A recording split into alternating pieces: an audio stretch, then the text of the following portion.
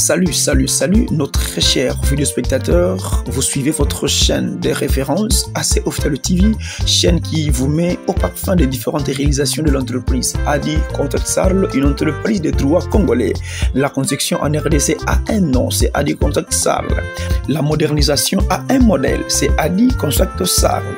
La situation de l'avenir Oshoué à Kalamumatonge, de la direction Kasavubu jusqu'à l'avenue de l'Estade Tata Raphaël ou avenue Permanence n'a pas été facile vu son état de délabrement très avancé. Après avoir balancé vive de monde la situation de la route avant, pendant, après les travaux dans sa première phase, en image vous suivez avec nous les différentes interventions des riverains qui ont exprimé la situation réelle et les conducteurs de travaux qui expliquent la solution trouvée. Suivons ensemble.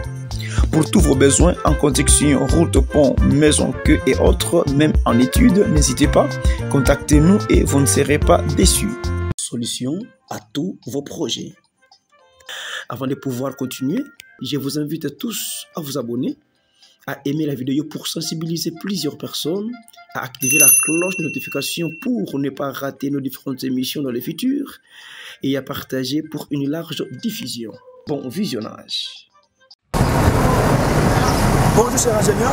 Bonjour monsieur le journaliste. Je rappelle que nous sommes sur Oshoué, précisément à Kalamou. Oui. Qui est ingénieur sur Adi Contact Sarl en train de faire la production des travaux. Oui. Quels sont les travaux qui sont prévus sur cette tronçon? Ok, dans cette tronçon, nous avons la reprise déjà de la chaussée qui sera divisée en deux. Une partie sera en rigide, donc en béton hydraulique, et une partie en souple, donc en béton bitumineux. Et les caniveaux doivent être reprises. Nous commençons par le curage des caniveaux pour drainer d'abord les eaux. Après, on viendra sur la chaussée pour traiter la chaussée proprement dite. Étant technicien, pourquoi vous avez prévu des types de chaussées? On a prévu des types de chaussées parce que la zone là où nous sommes là, quand vous voyez, il y a déjà des bourbiers. C'est une zone qui est toujours menacée par les eaux de pluie. Alors, nous mettons le béton pour que ça ne se dégrade plus. Parce que ça a 1 ou 3 fois déjà qu'on a repris ici là. Alors, pour mettre fin à ces dégradations, nous passons directement en béton hydraulique. La RDC a tellement beaucoup d'entreprises de construction, mais pourquoi le choix de cette réhabilitation est tombé sur l'Adi Contact Sarl? De toutes façons, on ne change pas l'équipe qui gagne. Vous savez déjà qu'Adi Construct a fait preuve d'une route en construction de 6 km vers Makala qui a désenclavé beaucoup de communes. C'est partant de cette expérience-là et tous les petits travaux qu'on nous a donnés lors du 100 jours où Kinshasa sans trou, nous avions travaillé jusqu'aujourd'hui, ça tient. Donc, ils ont vu l'évolution de nos travaux, c'est pourquoi ils ont confiance en nous. Donc la qualité de nos travaux fait que nous gagnons plus de marché. Les téléspectateurs ont besoin de comprendre le secret de votre entreprise. Le secret de notre entreprise, c'est l'expertise que nous avons. L'expertise que nous avons et l'honnêteté de notre entreprise. On donne l'argent pour le travail et nous faisons le travail. On ne prend pas l'argent pour aller se déambuler avec en Europe comme font les autres. C'est ça le secret de notre entreprise. Les travaux seront effectués sur Oshoué, la nuit ou la journée? Nous travaillons nuit et jour, partant de la réalité de notre pays, avec la circulation la journée, avec les embouteillages, nos camions auront des difficultés pour nous chercher des matériaux à remblayer. Nous profitons de travailler la journée et la nuit, parce que la nuit, nous avons la facilité d'avoir une très bonne quantité de matériaux qui nous arrivent pour travailler. Les travaux publics ont souvent besoin de la sécurité. Quelles précautions avez-vous prises pour la sécurité de la population? Effectivement, avant qu'on commence Oshoué, le communiqué est passé déjà sur les radios, les différentes télés. Ils ont déjà informé à ces usagers qui empruntent Oshoué. Ils savent déjà que les travaux vont commencer sur Oshoué. En dehors de ça, avant que les travaux proprement dits commencent, nous allons prendre des mesures de mettre des panneaux et balicarder toutes les zones de passage pour sécuriser et les riverains et les usagers qui passent. Merci, cher ingénieur. Merci, monsieur le journaliste. Maman, bonjour. Bonjour. Maman, kombo na yo nani? Maman Nene. Maman na biso na matonge osali mvula boni. Na matonge awa na botabi kaka na lupango biso moni biso telemi awa. Na botabi ana 1963. Nga na matonge okosa ngai te. Banda tabungu. Ti ata kokoma wapi okosa na matonge te. Na kolekilakisa yo. Na matonge moni place oyo ezabo. Na koloba no Pierre, omoni place on a Carrefour. Tatinel oyo. Pourquoi tu as passé presque à sa vous, na carrefour de jeunes. Et ça qui terrasse ça le cola, oh il y a bunene. Mais le lot terrasse wana et si pas mis. Oh la nangai. Terrasse wana ça aussi pas mal. Soko boke bo timoli wana. Mon la terrasse ne ba ndako za likuna. Solanda. Kwa muto kola tsanga tema tongeni be. C'est ça bana to. Koli na mat na botami na matonge na koli na matonge. Mais maman Nabiso, eza batebele batonga likolo bakanivo, yango pe eza moko likamozo bebi sa ville province ya Kinshasa ba inondation eza maintenant ebele. Conseil ni okopesa na ba o batonga likolo bakanivo pamba te batebele bazo kufa derrière cette façon de construire dans le lenga mabe. Au moni l'état appelle ça limite. Mettre biso dans limite à le prendre là. Jamais n'a ko déborder té. Kena ko tonga likolo terrasse té. Limite ezali ba o bazo tonga na bazo sala ngona nko ponga lebi ke ubende na somi ebuta otekela nga place so il faut leba ke place yo bazo tekeza mabe na ko somba ngote mais bango bazo somba na sentiment akoto atongi pe bien ate pe bien tangu leta ko ya buki leta ko mutu mabe Zolanda mais ba espace oyo ba teneti terrasse yo tongi ndako na kata terrasse bo zipi kutu terrasse komi mabele terrasse komi mabele sikoyo ko yeba te ngande mutu ko ba ete place ezaki terrasse ko na zama là c'est ça qui terrasse va tomber dans le colo et qui terrasse mais va tomber dans le colo yo mo paso ko ye ko mona kaka ndawo mais na batu oyo bazama yela ko bate na batu net baso bo mabilo ko yebi ke là c'est ça qui terrasse ba bo matango ko bo manda ko wana e comme nini l'état comme mutu mabe comme belé mais baza ko sala mabe limite ya il faut ça limite ya le pango na yo jamais ko déborder bandate. Attendez que vous soyez à Libanda. Jamais n'a pas de notre kiosque. N'a pas de quoi nini n'a pas de caté. Limite n'a pas de kuna. Ah on est sur des années. Papa comment on a deux aliwapi? Moi la cité deux ans la poche. Papa tout le monde est venu baby Tamoulaï. Mais tout le monde est là grâce à président Fatih Beton a gouverné dans la opération. Donc ça va nous se débattre.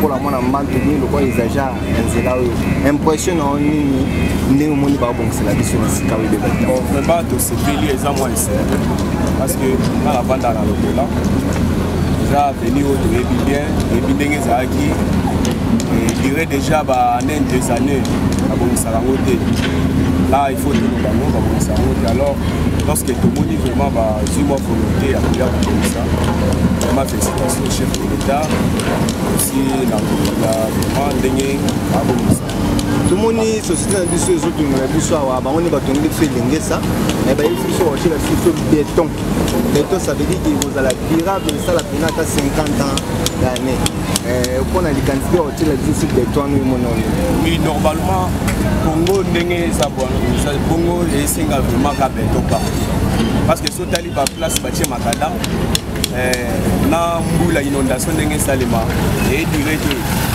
tali kokasa déjà moi et bandelwana za kokuka donc esenga vraiment bacha béton ndenge ba bongisi babenga ngoni avenir ya Kasaku avenir wana et bachango makadam nini béton omoni keno quand même ça va et oumeli et direct avec le temps pour buka na ngote et ça sera que non attaché de l'état qui oyo akoya afuta que non musalana basisa yango oyo akoya akobakisa o etikali ezate que non basala ngo juste pour 20 ans et pour avec l'état au monde que non et baby bazonge sous musala ngo zéro un petit conseil na population peut tout le monde batongi la population beaucoup za ba ordi beaucoup tchaka na caniveau beaucoup za ba fulu beaucoup za beaucoup bele ba kopal beaucoup tonza caniveau ko tondi ko mi boucher mai wane ko machese bato basala ba acte bon yo ko ça mon conseil bon là c'est à condamner personnellement je pense que notre Kundagana va missi na babis au moins na Melichi a suivi des abois qui banda on a les seuls pour la condamner à ba effet ils ont bien été vraiment bande pour tous avoir conscience dans la poste beaucoup alors mentalité on a besoin de changer vraiment ils allaient bien soumeler locaux juste lâcher au bois qui n'a nzela et on est ça la fait ba inondation de fois je pense c'est pas Merci mon amboka. Bonne journée. Merci. Namanene awa na zomona simona ba osala musala toza précisément wapi toza na avenue Oshwe toza na avenue Oshwe na sepeli ndenge adi construction ezosala musala nango parce que tomonaka bamusu bayaka asali musala atiki salite mbule beti salite wana ezongi lisusu ozomona eza kitoko te mais tosepeli ndenge compagnie ezosala musala tozofélicite yango mpenza eza compagnie moko umela awa na kati ya Kinshasa awa na Oshwe tozalaki donc salite donc moete Oshwe ezalaki balabala lokumu ntango tozokola baprésident ndenge na ndenge avant président aya bayamba ye akoleka liboso ana Oshwe akene stade du 20 mai Oshwe ezalaki Oshwe mpenza ezalaki Oshwe tolingi ezonga ndenge ezalaki en tout cas toza kofélicite papa Félix azosala musala kitoko musala kitoko mpo aza mwana ya Kinshasa ayebi Kinshasa coin na coin yango sikoyo alingi ayebi balabala oyo ke balabala ezali balabala mikonzi yango tosepeli na musala ne ndenge aza kosala umela na musala na ye oyo Maman Sevry tolobi awa que ça fait beaucoup d'années nzela ezalaki penza kitoko makasi bakonzi balega ebele na nzela oyo mais na kotala apparemment soki ebembaki eza biso population conseil okopesa na population mpona koutilize nzela oyo soki ebongi en tout cas vraiment na koloba boye Oshwe donc naza koba na population Oshwe oyo ya biso bayebi yango bien pointi kwe bayebi yango bien tosepeli mingi Oshwe ezonga ndenge ezalaka bakonzi baza koleka neti bisala ezosalema na 20 me bakonzi mingi mpe bakoleka na awa mpe bamisu balekanaka bayokaka susi ya balabala oyo me tofélicite ndenge biso bapopulation ndenge balabala na biso ezonga ndenge ezalaka ambiance ezonga bato balekana biloko etekama biloko etambola conseil okopesa na population bazosalela nzela parce que tomona bakaniveau mwa bapotopoto mwa bamilangi ebele yango nde ezobloke mpe mai mpona koleka mwa conseil na population bon conseil tokopesa population boye ozomona bamilangi oyo baji oyo ndenge ozomona terase awa ezowuta musika population baluka esika moko batia poke batu omeli ji na yo obwaki dizo na koloba na mbandaka jamais omona mulangi ya ji na balabala jamais omona papier ya opire na balabala place batia place omeli ji na yo kamata kuti full obwaki mais population nde eloko eza na biso ya mutu makasi eza na population na ntango bazobongisa bomoni bien ke bazobongisa po tozala bien bangungi ezala te mabe ezala te baterase ezala propre baterase oyo biso tobanda kokota na kati tozosakana na kati mais sikoyo ndenge koyeba tokokota na kati te tokosakana na kati te yango na population bazala uni batika kotia milangi na baterase bino moko botala milangi etoni na terase mai ekolekana ndenge nini moyema elekana eza te bamai ekomi kotela biso na bandako bamai ekomi kotona na babalabala donc moye te batia place ke omeli ji na yo bwaka milangi neti na Oshwe awa ndenge bazobongisa batia eloko moko baomeli ji na yo bwaka ji na yo na kati ya poubelle eza te omeli ji yo kamati terase ekomi poubelle obwaki na terase siko bapesa nani faute bapesa mikonzi faute mikonzi bana eske mikonzi mutu bazoya komela baji wana mikonzi te biso moko tozobebisa Kinshasa biso moko. Bonjour papa. Kombo na ngai maître Lion King. Merci. Oshwe, soit Oshwe, na sepeli makasi na propriété a dit construction de sala, a propriété à na ba terrasse, donc biso to sala awa, na za sécurité awa. Bon sur le banoko pesa awa batu banoko fanda penate. Ba sokoli terrasse comme pena propre, ma ezoleka. Donc en tout cas, pena musale zo sala makitoko. Mais c'est vrai que comment se rôle dans le trait de la poche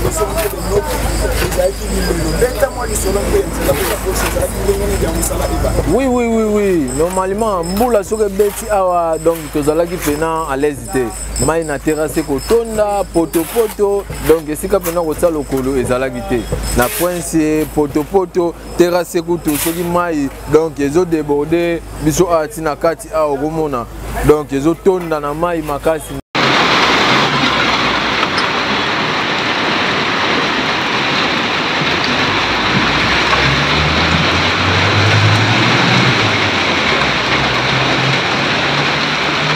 Voilà, tozali komona awa. Oui, conduite à mai na ba collecteur ezali bien.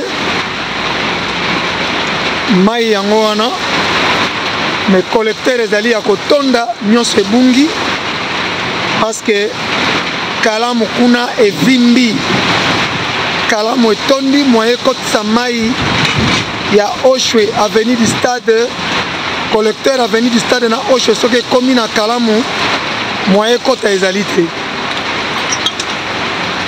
Yango tozali kotala kote oyo balongolaki badal. Badal oyo baya kozongisa po collecteur ebungi. Esika wana soki moto akoti akei. Soki moto akoti na terrasse oyo akei. Yango tozali kosenga vraiment si ya moyen tozongisa badal bien tosala badal misusu ya sika. Poto kanga likolo ya terrasse tozwa mort d'homme na esika oyo te. Avenue du stade Oshwe na coin na mwana kini toluka moyen tozongisa badal oyo sinon te tokozwa mort d'homme. Bandeko botala ndenge collecteur ebungi mopaya soki azali koleka azokima mbula akokota na collecteur atioli akeiti kalamu akokota na se ya dal. Merci beaucoup. Naza sir ndengi bandeko basali propriétaire balongoli salité nyonso yalaki na terrasse tokomi penalese. Oui, oui, oui, oui. Erezala malamu mingi soki biso tokosalela bopeto oyo elobi ye moko mokonzi ya mboka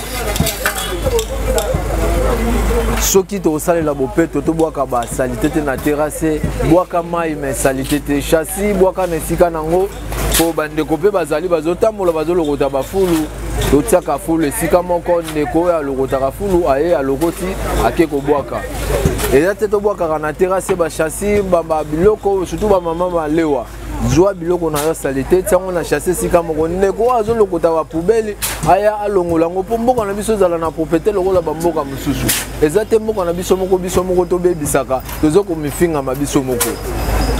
Alors biso moko totia propriété. Alors soki yo olingi nzoto na yo ezala soin yo moko fo mitango soin. Soki olingi te nzoto na yo ezala salité soko mitiki bongo bakofinga mboka na yo. Alors po topesa mboka na biso valeur. Topesa mboka na biso propriété. Tozolo ba tellement bien tango Oshwe ebebaki bakome belé pe bebaki. Oui oui.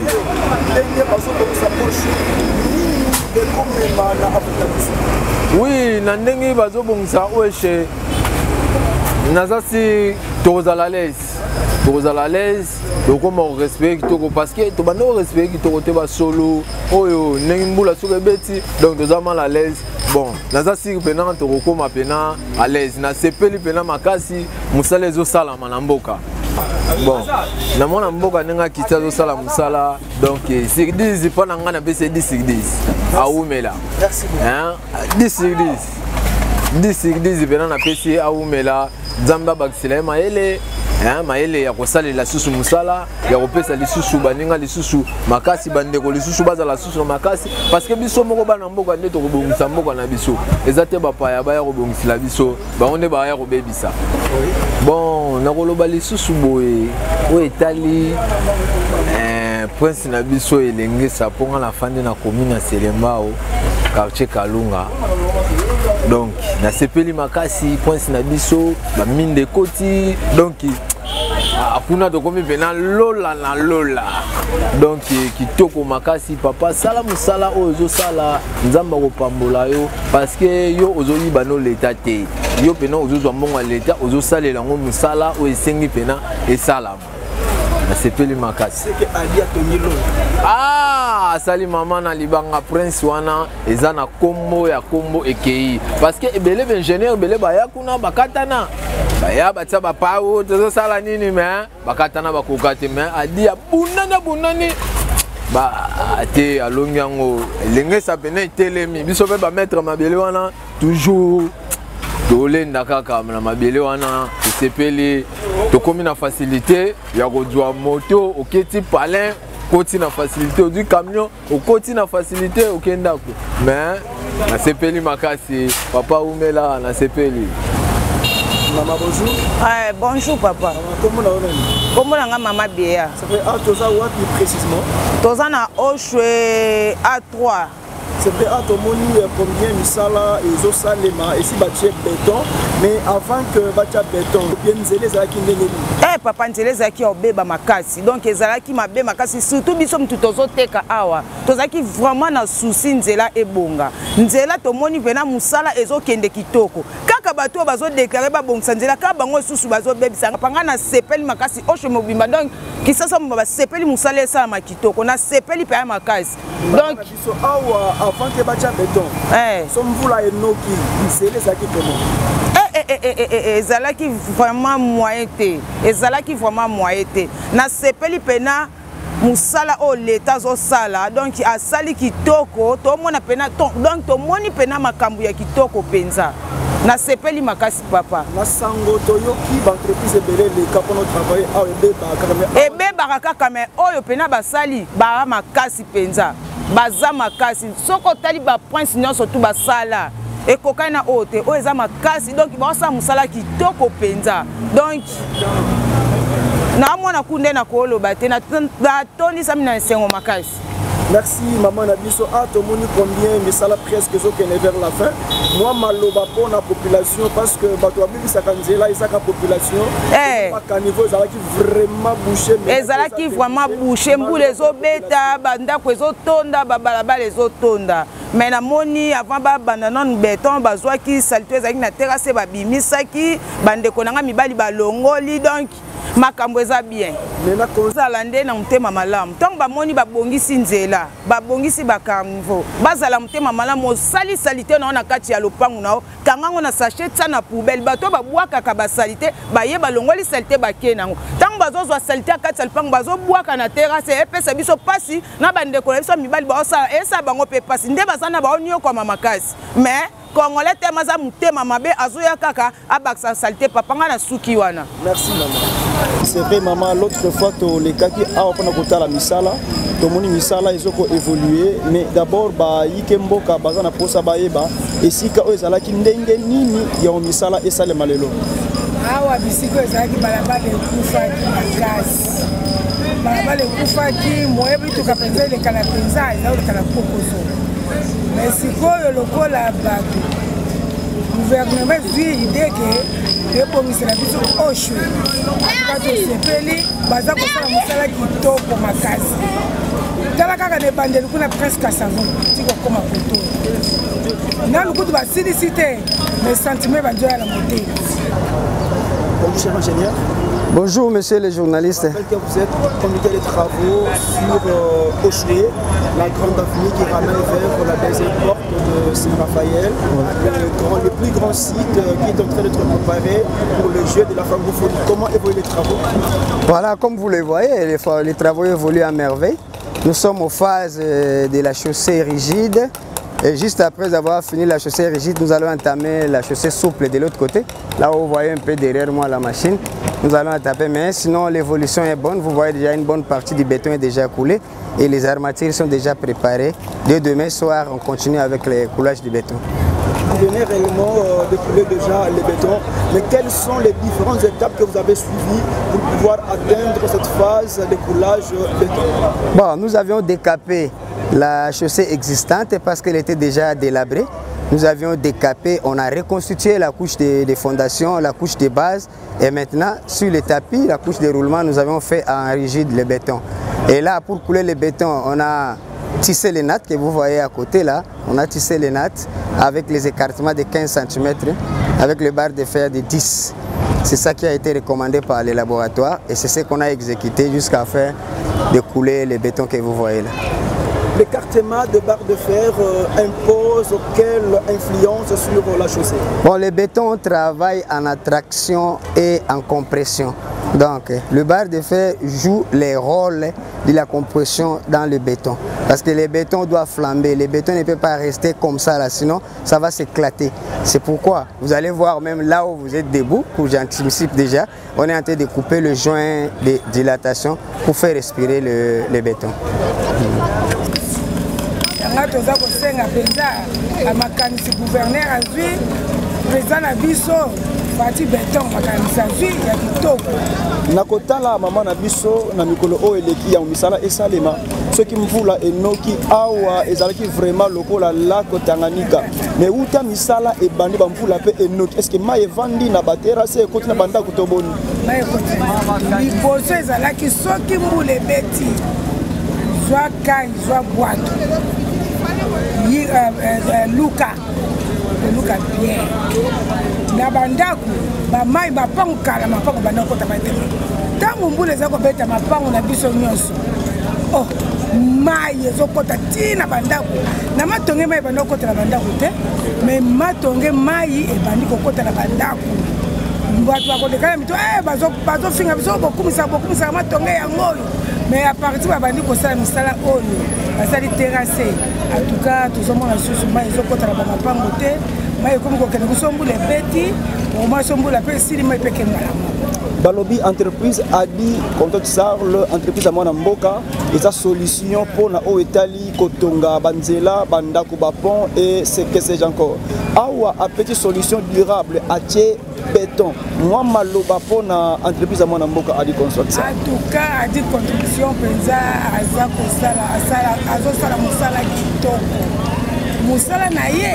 ekende liboso mosala ekende liboso mpenza ekende liboso mpo azosala mosala moko ya kitoko banda balabala ekufi motu tomoni asali mpenza mosala kitoko ezaka adi contribution oyo ndenge azosala ye nde moto asali mosala ya kitoko tozosepela mais eloko tokosenga batela biso éclairage public eloko tokosenga baminda ezonga ndenge matongo ezalaka président ayebi ndenge aza mwana mboka ndenge matongo ezalaka kala baminda ndenge mobuta batakoleka tozomona éclairage eloko tokosenga éclairage nde na oshwe ezonga oshwe ndenge ezalaka Maman, c'est vrai, on a déjà mokolo na kati nzela et c'est que au vivre ba événement ebelé na tango nzela ezalaka malam pamba te olobi que na kala courant ezalaki nina ezalaki c'est que ba affaire de baloke ne peut malam mais maintenant oyo okolo balikambu nini na baite mboka parce que baye ba pe ndenge nzela bebaki na ba affaire ezalaki ndenge nini ndenge nzela ebongi ba affaire comme ndenge nini ndenge nzela ebebaki bafere mpe ekufaki kushu bafere ekufaki koteka ezalaki lisusu te ozolanda mpo bato mpenza wandai koziaka yo lete awa tomela mwa ya malili baza kokota bisu te mpo nzela ebebaki bakolekana ndenge nini moya kolekana ezali te baza kobanga mabulu okoya boye surtout place wana komona motuka ekangi ifo benga bato boya kotombola eske akozonga liso akozonga su koleka te mais lokola nzela ezongi boye babongiseli biso président azobongisela biso gouvernement azobongisela biso tosepeli makasi mpo toyebi ke baaktivité ya bato ekozonga bato bakoteka bato bakosungama mpe mama na biso ozoloba telema kitoko mama ntango baentreprise ya mwana mboka baosala misala e baosala juste curage na kata bakaniveau ezalaki na basachet ezalaki n'est-ce pas na baflacon ebele ntango nzela ezosila babebisa liboso ezaka biso population conseil nini kopesa na population mpo ete nzela na biso bazosala eyebana koumela eloko na kosenga na population landi ozoyoka ndenge biso moko population tozobebisa est-ce que président de la république akokuta kuna ya kobongisa gouverneur akokuta kuna ya kobongisa jamais kaka biso moko nde babebisi tozobebisa biso bapeuple neti kaniveau wana basala yango kitoko mais ntango nzela kosila okomona ekozonga lisusu mpona nini ekobandi kuna soki babwaki chasse soki babwaki milangi mbula soki ebete kotambola na baterase soki biso moko nde moto ozobebisa alors po congolais nzambe asala biso bakongole ndenge mosusu ozomona eloko ya kitoko basali bino me bino biso moko tozopelisa yango na kosenga neti oshe bazobongisa bakamati kamwa ata na point kuna otaki marché lakini marché batie kamwa four na katikati batie ntina kokoma mpe bazotia no mutu olechase no mutu ya mayele omelishi bakosala ete batie eloko kuna toke lokobwaka okamati obwaki kwa nini mutu ya mayele me mutu mosusu biso moko abwaki na ye wana lekani akili nayebisaki yo lisusu ke na mbandaka nayebisaki yo na mbandaka soko mutu azoteka mai okosila mutu ameli mai na yo osi chasse po soko obwaki okamwanesa intérieur mopoint tosala ngo te na kishasa awa tosala ngo mpe na kishasa awa te oteki mai mutu azomela nzela ta mwana chasse mosusu avide bameli esi kamata chasse tia na kati okamati chasse no soko okomi place ya poubele obwaki no chasse na Tomona nya tozali wapi? Yaniko. Tomoni avenue Osho eveni tamolai. Tomoni yolega nzelo mwato. Ndo grâce à président Fayot bazori ya tutenzela lokola mwana mboka likanisi ozali. Siko tosimilaka nde babongisipetela ngo bana bale ekutani makasi bayokuti yolegeza te so mfula ibeti donc bato balewa bisikia transport basi memena bakomoya ebe babongisa Wala ndugu wana mkonza mboka na kwa ndio kwa kubonisa wale wana baone. Ndio basi bango peka mezi.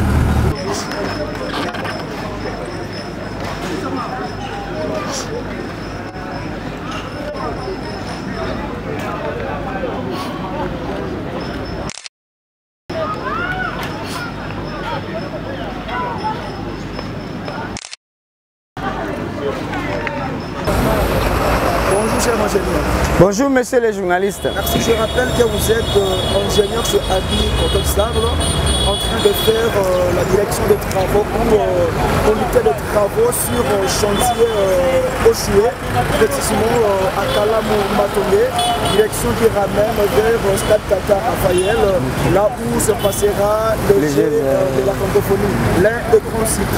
Alors nous avons déjà posé les bétons dans sa première phase. Ouais. Quelles sont les difficultés rencontrées pour la pose béton? Voilà, le béton, nous l'avions fait dans la chaussée. Mais nous avions eu des problèmes parce que les accotements, les gens ont ramené les eaux vers la chaussée. Or, les eaux des riverains devaient partir vers le caniveau qui est devant leur parcelle. Ils ont créé des dalles supplémentaires qui ramènent les eaux vers la chaussée. Or, l'eau est le premier ennemi de la chaussée. Donc, nous avons fait un effort de remettre notre chaussée rigide en toit pour qu'il arrive à ressortir les eaux sur les trottoirs. Comme ça, à la suite, je sais qu'avec l'OVD et le gouvernement, on pourra trouver des solutions là-dessus. Ce sont ça qui était comme difficulté rencontrée. Voyez-vous, d'après avoir fait ce travail, il n'y aura pas de désagrément, de toutes façons, nous sommes Congolais, comme j'ai toujours l'habitude de le dire. Nous travaillons comme des Congolais, comme des autochtones. Ce que nous avons fait reste jusqu'à ce que nous serons morts. L'avenir là n'aura plus de dégradation. Mais néanmoins que le gouvernement tienne en compte le préalable que nous avions fait pour ramener les eaux des riverains vers les caniveaux et non vers la chaussée. Nous avons passé avec vous la première émission, vous avez, n'est-ce pas, éclaté en disant que la route sera, n'est-ce pas, construite en deux phases. Chaussées. Ouais. Chaussée rigide et puis chaussée souple. Pour la partie restante, quels sont les travaux qui restent avant de pouvoir poser des enroullements? Et voilà, nous avons la partie chaussée souple à ceux qui connaissent. Ceux qui ne connaissent pas la chaussée souple, c'est les enrobés. Le bitume, c'est ce qu'on appelle le goudron en soie. Avant qu'on les fasse, nous avons quelques points tata à faire. Avant de faire le point tata, nous avons ciblé les zones où les caniveaux sont complètement bouchés. Donc, il faut d'abord déboucher les caniveaux pour recadrer les eaux de la pluie avant d'appliquer notre chaussée souple. C'est vrai, vous êtes en train de procéder aussi par l'assainissement, ouais, par l'éclairage de caniveau. Ouais. Quel état avez-vous trouvé devant le spa, le caniveau au staff pour la moitié? Bon, En tout cas, c'est à mon grand étonnement, arrivé chez moi à Kin, en amont là-bas, nous avions ouvert des dalles. Tout est bouché, tout est complètement bouché. Alors, on a procédé de commencer en aval pour permettre aux eaux de couler et les gens qui tirent avoir la possibilité de le faire. On arrive chez le vieux Mako, là, ici, je ne m'y attendais pas. Le caniveau est impeccablement très propre. Donc, le vieux entretient ces caniveaux différemment de tous les autres sur Oche qu'on est passé. On a eu vraiment à lui donner des fleurs, à lui jeter des fleurs, à lui remercier parce qu'il tient compte de l'assainissement de son environnement. De par ce comportement si important, un conseil pour les Congolais. Voilà, je demande à ceux qui vont suivre cette émission, ceux qui vont suivre cette audition, de suivre l'exemple du vieux Makola, Mwanakini, qui est au bout là-bas. Regardez comment il a entretenu ses caniveaux et ça n'a pas demandé trop de dégradation. On n'a pas cassé, on n'a pas fait du mouvement dessus. Prenez cet exemple, profitez-en et vous pensez que quand l'État va passer, l'État vous laissera tranquille, qu'on vient de lui laisser là tranquille. Plusieurs sont passés pour construire cette route, mais le peuple n'était pas satisfait. Mais par l'entremise de Adi Kondoxarl, la population est très satisfaite. Quelle impression avez-vous de votre entreprise? L'entreprise Adi Construite en soi, c'est une entreprise des Congolais. D'abord, le propriétaire, c'est un Congolais. Et les ouvriers, les ingénieurs, tous les cadres sont des Congolais. L'entreprise travaille avec l'amour de son pays. Donc, en travaillant avec l'amour du pays, on respecte toutes les normes exigeant les travaux publics. Donc, avec tout ce qu'on fait là, c'est ça qui fait rassurer la population. Donc, nous donnons vraiment confiance à notre pays et nous travaillons pour nous rassurer que nous travaillons chez nous et non ailleurs. Merci, monsieur les journalistes. Avant de quitter, je vous invite tous à vous abonner, à aimer la vidéo pour sensibiliser plusieurs personnes, à activer la cloche de notification pour ne pas rater nos différentes émissions dans le futur et à partager pour une large diffusion.